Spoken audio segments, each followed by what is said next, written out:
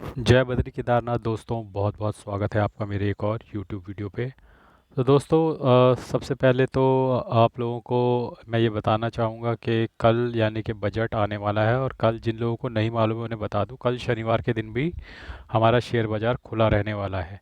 तो निर्मलताई जो भी कहने वाली हैं कल बाज़ार में, उसका डायरेक्ट इम्पैक्ट आपको मार्केट के जो इंडेक्स है उस पर साफ देखने को मिलेगा। साथ साथ तो अगर कुछ अच्छी खबर आती है तो आप इंडेक्स को ऊपर भागता हुआ देखेंगे, कुछ बुरी खबर आती है तो आप इंडेक्स को नीचे जाता हुआ देखेंगे। तो काफ़ी कुछ दिनों से मैं आपको लगातार ये बात समझा रहा था कि अगर आप लोगों के दिमाग में ये वहम आ गया है कि जो है ट्रेंड रिवर्सल हो रहा है, तो ऐसा कुछ नहीं है, और मैं लगातार आपको अपडेट देता रहता हूँ। तो आप देख सकते हैं कि 30 जनवरी को भी 4500 करोड़ की कैश में सेलिंग करके गए हैं हमारे एफआईआई।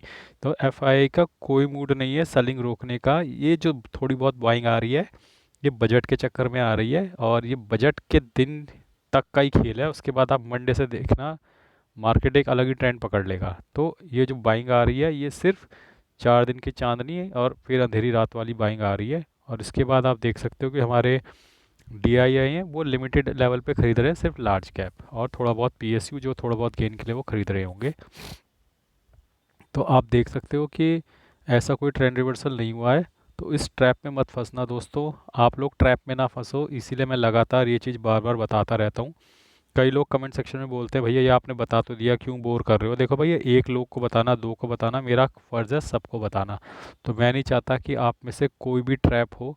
तो ये मैं आपको साफ कर दे रहा हूँ, पीएसयू, इंफ्रास्ट्रक्चर, डिफेंस, इनकी पिटाई होगी। बजट के बाद आपके मिड कैप स्मॉल कैप की भी फरवरी में पिटाई होगी। ठीक है, आपके पास जो अगर म्यूचुअल फंड्स हैं, small cap, mid cap, large cap category में रहिएगा, और अपनी एसआईपी चालू रखिएगा, वहाँ बेचने की बिल्कुल ज़रूरत नहीं है। ये पॉइंट क्लियर है रिगार्डिंग म्यूचुअल फंड। भले ही फरवरी में पिटाई होनी है, लेकिन फिर भी आज की तारीख में आप अपनी एसआईपी कैंसिल मत कीजिएगा मिड कैप और स्मॉल की। कहीं ये सोचो कि आपको ये अंदेशा लग जाए, आप मार्केट को टाइम करने की कोशिश करो। टाइम करने की कोशिश नहीं करनी है मार्केट को, ठीक है। तो आपकी जो एसआईपी चल रही है मिड कैप स्मॉल कैप में, वो चलाते रहिए, और लार्ज कैप में भी जो चल रही है चलाते रहिए। और जो मिड कैप स्मॉल कैप में, उसमें लमसम का भी समय नहीं है।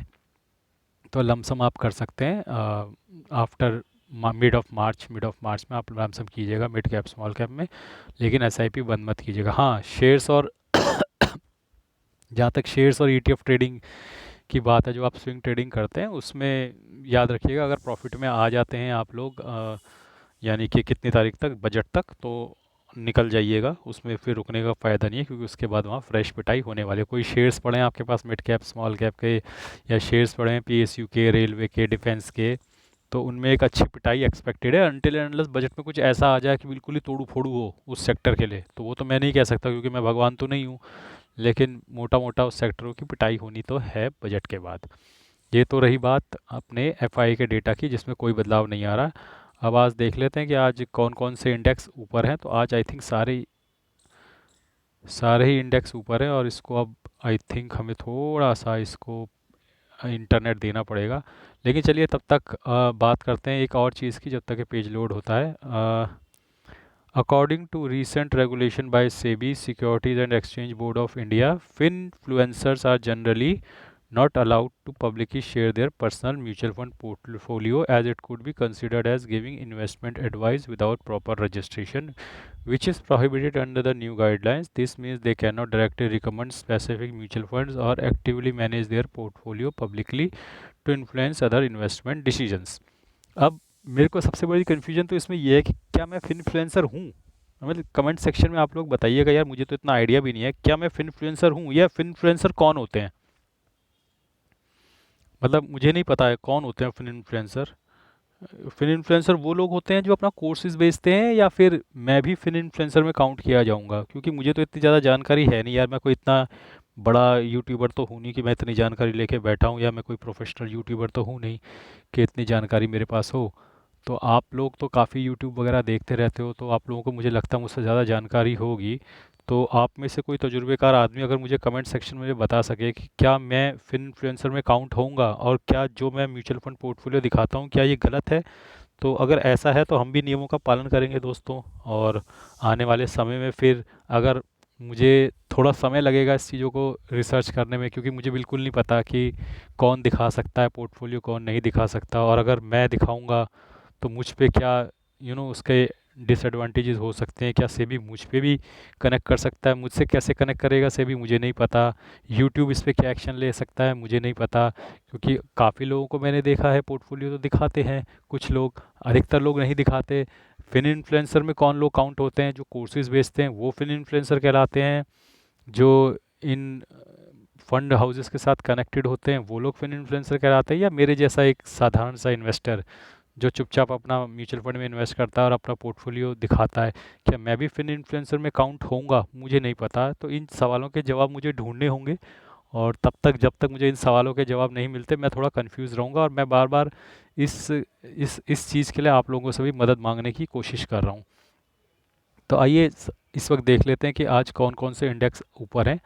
तो निफ्टी 50 में आप देख सकते हो कि निफ्टी 50 लगभग 0.92% अप है।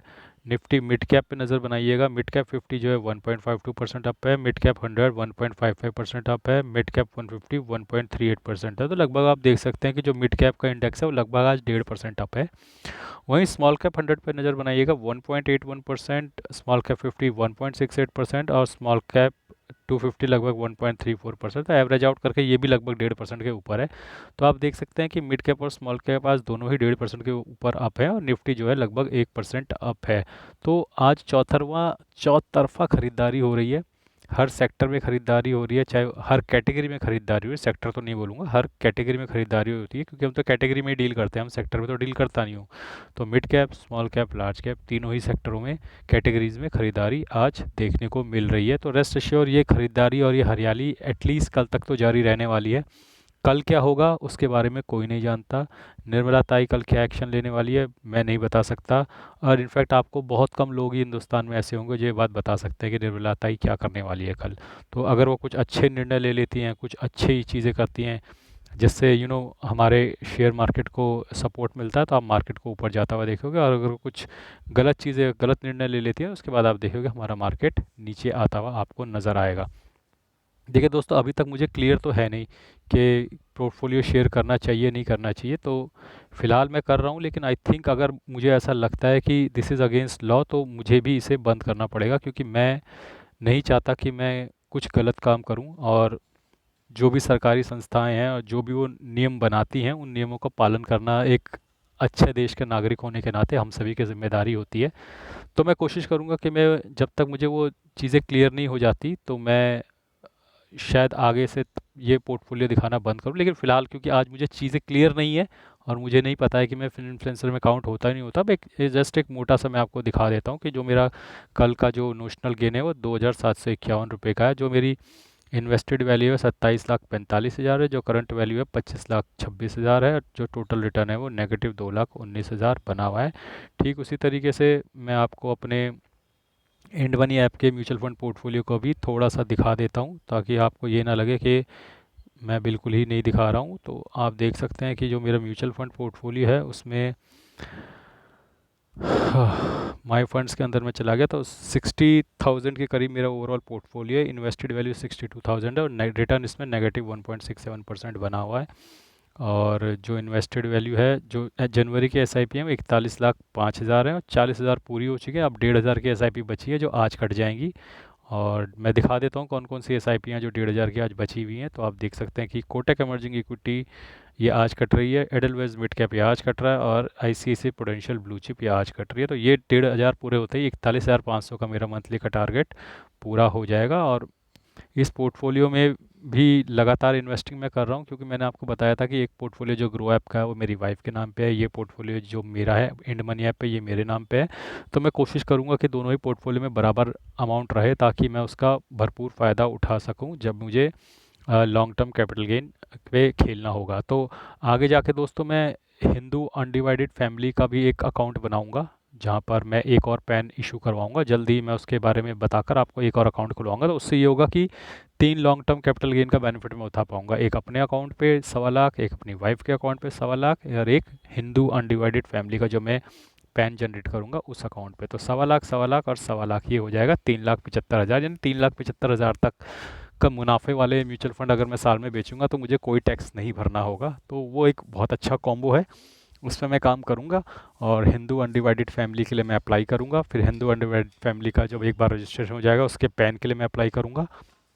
और वो सारी चीज़ें मैं आपको बताऊंगा, और ऐसा मैं क्यों कर रहा हूँ वो भी मैं आपको बताऊंगा। Over the period of time जब आप लोग थोड़ा ज़्यादा, आपका बड़ा पोर्टफोलियो हो जाएगा, थोड़ी ज़्यादा आप लोगों की इनकम हो जाएगी, तो आप लोग भी और चीज़ें एक्सप्लोर करना शुरू करोगे जहाँ से टैक्स बेनिफिट हो। और उसी टैक्स बेनिफिट को अटेन करने के लिए हिंदू अनडिवाइडेड फैमिली वाला एक काम होता है जो किया जाता है। और ये कुछ भी इलीगल नहीं है, this is absolutely legal in terms of government. और जो भी हमारे इनकम टैक्स लॉज हैं उसमें हिंदू अनडिवाइडेड फैमिली का प्रावधान अच्छे से लिखा हुआ है। और मैं खुद क्योंकि बीकॉम ऑनर्स और एमकॉम का स्टूडेंट रहा हूँ तो मैंने पढ़ा हुआ है खुद, अकाउंट टैक्सेशन में। तो मुझे पता है कि हिंदू अनडिवाइडेड फैमिली का प्रावधान हमेशा से हमारे लॉ में रहा है, और इसका एडवांटेज लेना बिल्कुल भी इलीगल नहीं है, आप ले सकते हैं। और उसके बारे में मैं कभी आपको बाद में बताऊंगा जब मैं वो अकाउंट खुलवा लूँगा हिंदू अनडिवाइडेड फैमिली का। फ़िलहाल तो यही सिचुएशन है मेरे पोर्टफोलियो की। और आइए एक बार मार्केट पे इस तरीके से नज़र बना लेते हैं कि कितना निफ्टी जो है लगभग 242 पॉइंट अब ऊपर जा चुका है, लगभग 1.04%। बैंक निफ्टी जो है लगभग 283 पॉइंट ऊपर जा चुका है, लगभग 0.58%। सेंसेक्स जो है 678 पॉइंट ऊपर जा रखा है, लगभग 0.89%। निफ्टी 50 में अच्छी तगड़ी उछाल आ रहा है, और वहीं मिड कैप और स्मॉल कैप में भी लगभग 1.5% से ऊपर का उछाल है। तो आई थिंक इस वक्त मार्केट एक अपवर्ड टिक है। ये एक budget, pre budget small rally है। जनरली दोस्तों जो बजट रैली होती है वो जनवरी के स्टार्ट में ही शुरू हो जाते हैं, लेकिन इस बार कोई बजट रैली जैसी कोई चीज़ हुई नहीं। बस ये आखिरी के 2-3 दिन में लोगों को ट्रैप करने के लिए इस तरीके से बिग मनी एक गेम खेल रहा है। अब यहाँ पे क्या होगा कि लोग कॉल्स बाय कर लेंगे, और ये कॉल्स बाय करके वो अपनी पोजीशन पे निकल जाएंगे। और फिर मंडे और अगले हफ्ते मुझे लगता है खेल होगा। अगले हफ्ता बहुत ख़तरनाक होने वाला है, क्योंकि यहाँ से जो लोग बड़ी पोजीशन बना के चले गए या उन्होंने बाइंग कर ली, उनको ज़बरदस्त पीटा जाएगा। खासकर मिड कैप, स्मॉल कैप और पीएसयू इंफ्रास्ट्रक्चर डिफेंस वाले शेयरों में उनकी खूब पिटाई की जाएगी।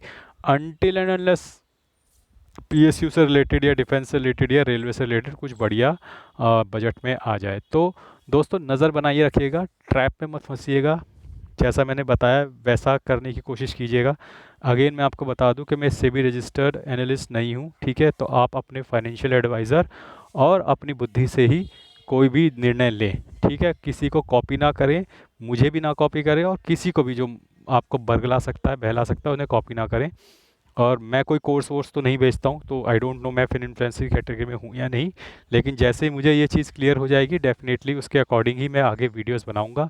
और उम्मीद करता हूँ कि आप लोगों का प्यार मुझे तब भी मिलता रहेगा अगर प्रतिबंध लग भी जाता है कि मैं पोर्टफोलियो शेयर नहीं कर सकता। हालांकि आप लोगों की राय और आप लोगों के कमेंट में ज़रूर चाहूँगा कि आप लोग पोर्टफोलियो देखना चाहते हैं डेली बेसिस पे, या आप ओके हैं अगर मैं बिना दिखाए भी खाली वर्बली आपको बता दूं कि इतना इतना चल रहा है।